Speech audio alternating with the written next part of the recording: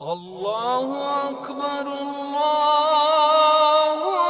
أكبر. Of Soorah Al-Mu'minoon. Al-Mu'minoon means the believers. We are going to continue bi'idhnillahi ta'ala, but really before we proceed any further, I would like to mention something from the ayat recited by our Qari. One of those verses recited was Inna Deena Inda Allahi Al-Islam. وَمَنْ يَبْتَغِي غَيْرَ الْإِسْلَامِ دِينًا فَلَنْ يُقْبَلَ مِنْهُ. Allah Azza wa Jalla is always telling you straightforward what you are supposed to do and what you are not allowed to do. Inna Allah la yastahi min al-haqq. Allah Azza wa Jalla is not shy to present and tell and inform you of what is haqq, what is truth. So Allah openly tells me and you that the only religion, only faith, only belief accepted by Allah is Islam, which all the prophets were in, and anything else taken by someone would not be forcefully made to accept Islam because it is in their heart. They may declare something and they don't believe in it. But the consequences of choosing the wrong is in the hands of Allah Azza wa Jalla.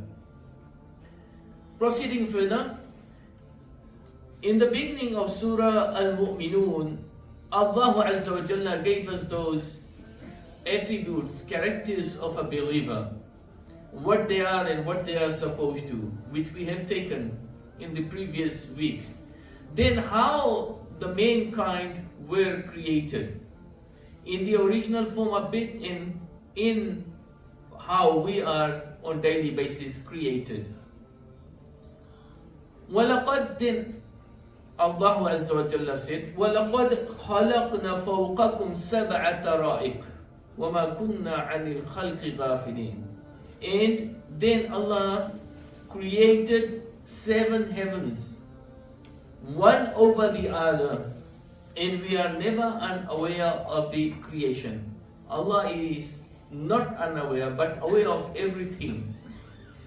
To mention some of these things, just to give you a bit of the might of Allah, how it is.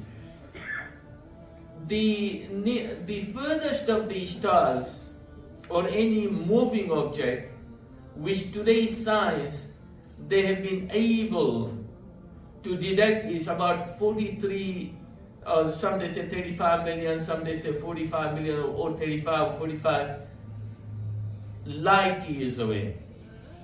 And 1 light year away is, as far as I recall, about 9.5 trillion kilometers away. 1 light year is 9.5 trillion kilometers away.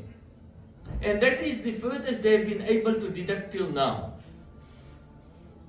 When you go and check or you want to know the distance between us and the heavens. Now when we say heavens, it can mean anything.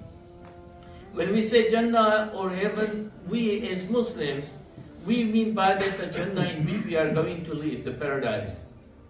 Sky itself is also been referred to as heavens at times. So when we say sky, or that heaven which is 7, which Allah has said, the samawat, the heaven 7, it means those 7, one after the other, above the other, in which there are residents. The prophets who are there, the maids, the angels, so many things Allah has created and they are there. We are talking about that. What is the exact distance between that to our earth? Al-ilmu inda Allahi Azza wa Jalla. No science has been able to tell us anything about it. And Allah Azza wa Jalla, Allah misses nothing. Allah knows each and everything within it. And it only happens by due permission of Allah Azza wa Jalla. وَأَنزَلْنَا مِنَ السَّمَاءِ مَاءً. And I have provided you with rain. Down comes the rain from the sky. بِقَدَرٍ. In stages, in measure, in limits. And we know when at times It comes all of a sudden. What happens? Imagine the amount of rain we received here in Auckland in the past 2 weeks. If Allah Azza wa Jalla would have sent that in 1 hour, all of that, this entire masjid, 3-4 meters, 5 meters above, all would have been flooded. So, bi qadar. Allah Azza wa Jalla sends the amount where He wants and when He wishes. Nobody has the power to make it happen. Only by the power of Allah, the mercy of Allah, it can. فَأَسْكَنَّاهُ فِي الْأَرْضِ. Second means tranquility. It can also mean a place where you live, your abode. So, فَأَسْكَنَّاهُ فِي الْأَرْضِ means then Allah Azza wa Jalla gave it a place to live in the earth. It lodged it in the earth. Meaning that it has a place in the earth. It goes and sucks inside the earth, and the earth becomes moisturous, and from there all these vegetables, fruits, whatever it is, it comes out. فَأَسْكَنَّاهُ فِي الْأَرْضِ وَإِنَّا عَلَى ذَهَابٍ بِهِ لَقَادِرٌ. And verily we are able to take it away. Allah is able to take that away, and it happens in times and places where so much of rain would be. Forget about far away. Let us talk about Auckland, New Zealand. I think it's 2-3 years when the drought was here or whatever, and you had the limits of using the water, and our reservoirs of water came down so much. And New Zealand is known for so much of rain and lavish land and green pastures, and this is what happened here. So what about those places where hardly ever rain comes anyway? All of this is from Allah Azza wa Jalla. The one who provides you with rain ala qadr is the one who is able to take it away if He wants to. فَأَنْشَأْنَا لَكُمْ بِهِ جَنَّاتٍ مِّن نَخِيلٍ وَأَعْنَابٍ لَكُمْ فِيهَا فَوَاكِهُ كَثِيرًا وَمِنْهَا تَأْكُلُونَ. Then Allah mentions some of the blessings of Allah bestowed on us from Allah Azza wa Jalla, that He brought forth for you there with gardens of date palms and grapes, wherein is much fruit for you and whereof you eat. These two fruits are quite common and still known to be in lot in Middle East, in Medina and Makkah. Makkah doesn't grow these things, but it's Medina and more towards that region. Taif, there are so many kinds of fruits, mashallah, and vegetables. Still today in Medina, outskirts of Medina, a lot of grapes are being grown, and the dates, of course, all of you know. This is from the ni'am, the mercy of Allah subhanahu wa ta'ala. Maybe being from a different country, a different region, some people they like this, they like that, your personal taste of what you eat and drink. However, it does not mean that the other ni'am of Allah is anything lesser than this. No, it doesn't mean that. There are so many benefits you will find in dates and grapes, you may find similar, though maybe lesser at times, more in other kinds of produces. All of them are from Allah Azza wa Jalla. وَشَجَرَةً, in a tree. تَخْرُجُ مِن تُورِ سَيْنَاءَ تَنْبُتُ بِالدُّهْنِ وَسِبْغٍ لِلْآكِلِينَ. This shajara, this tree, the scholars they agree it is the tree of olive. It is a tree of miraculous nature. The produce itself has got so much of benefits. Again, it does not mean other producers lack something. All of them are from Allah Azza wa Jalla, but especially chosen by Allah, such as a tin, fig, a zaytun, olive, tamar, the dates, that's inab, and the grapes and so forth. This one being mentioned here is from Tur Sinai. Jabal Tur is known where Allah Azza wa Jalla called Musa. It is referred to as Jabal Musa, the Mount of Musa, also known as Jabal Tur, and also Sinai is the reference to that. It used to be under the umbrella of Palestine, but now in the modern categorized, it is under the Egyptian government. comes, it produces, and this has been specifically mentioned. There are other places where it grows. Scholars have discussed why it may have been mentioned as such.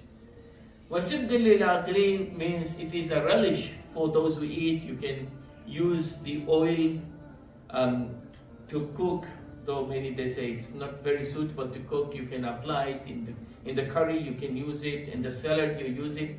That's sibgh. Or in the bread, like you apply jam or something, or you dip in it like you do with the butter and stuff and eat it.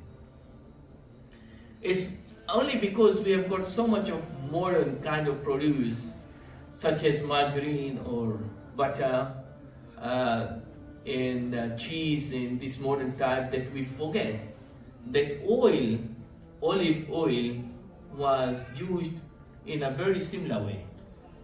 And still many people they do. And still that is their staple food in regions. Subhanallah. وَإِنَّ لَكُمْ فِي الْأَنْعَامِ لَعِبْرَةً نُسْقِيكُم مِّمَّا فِي بُطُونِهَا وَلَكُمْ فِيهَا مَنَافِعُ كَثِيرًا وَمِنْهَا تَأْكُلُونَ. Then Allah reminds us of another ni'mah, another blessing of Allah, and that is the cattle, al-an'am.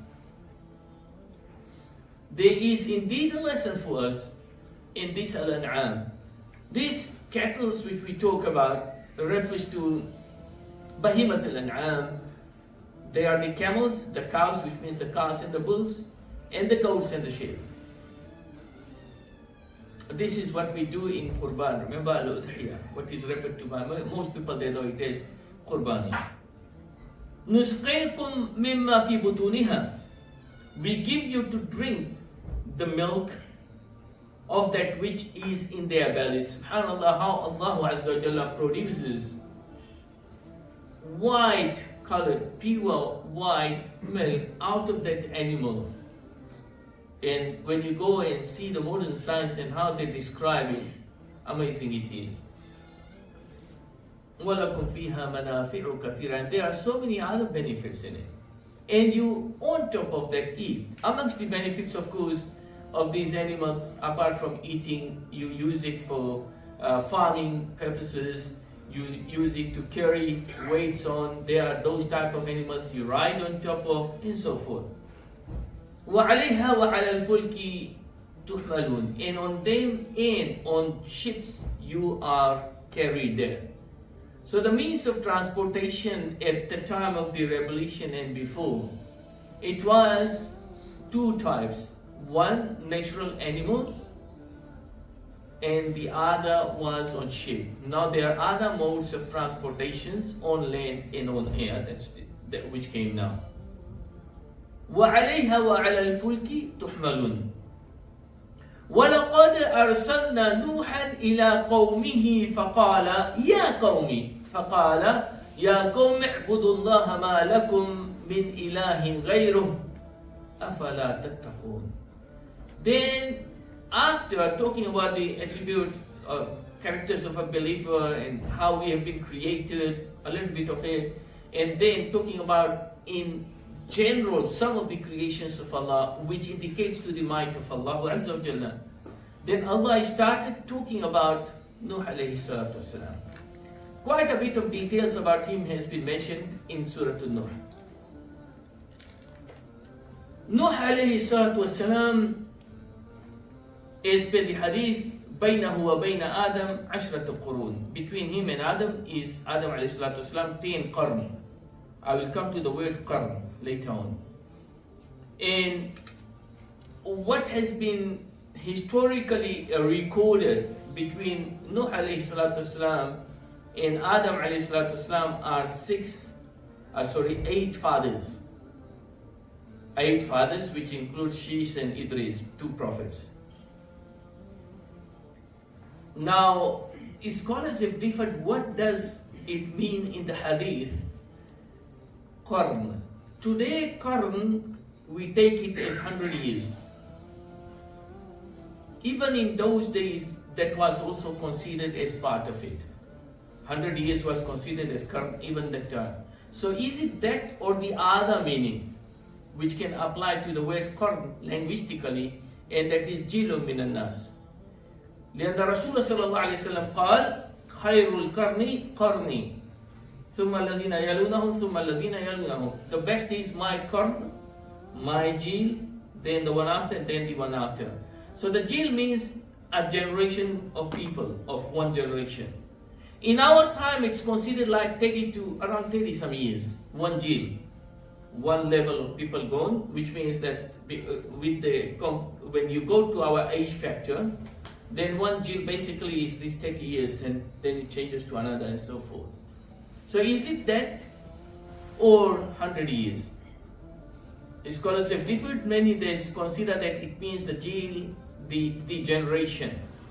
But remember, their age was different from ours. Adam alayhi was originally given 1,000 years.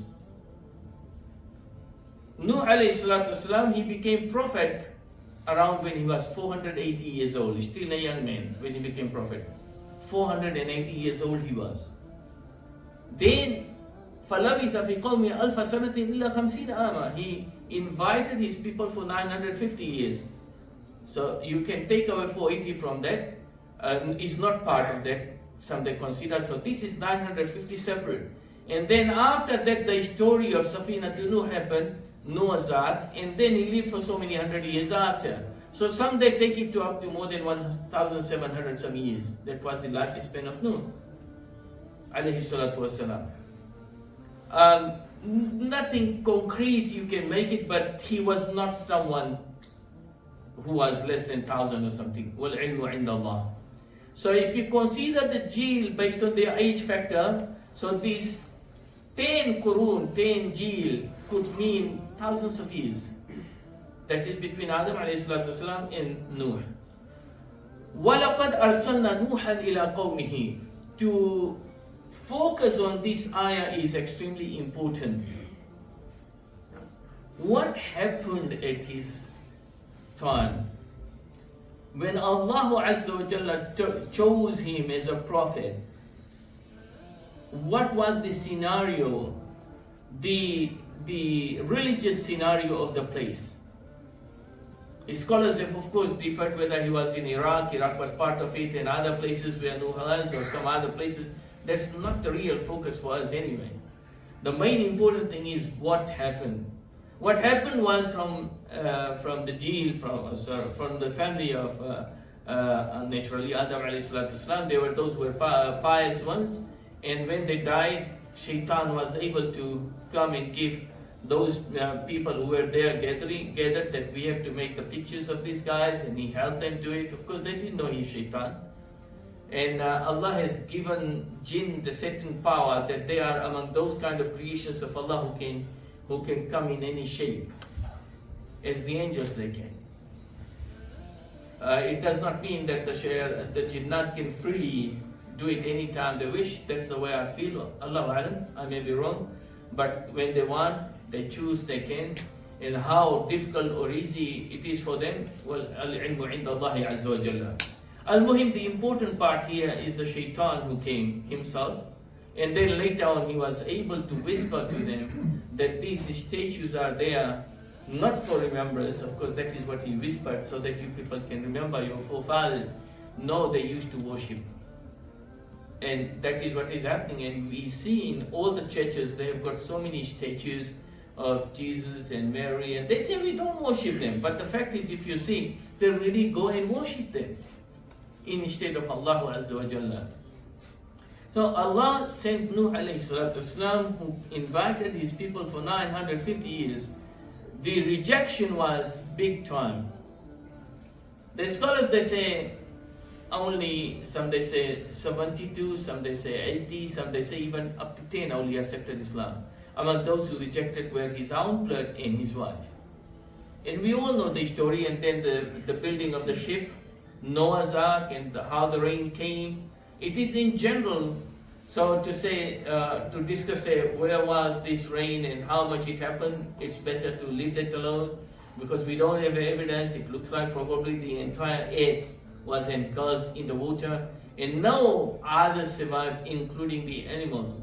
Everything died apart from those which were in Noah's Ark, Noah's Safina to Noah, and from there the reproduction started.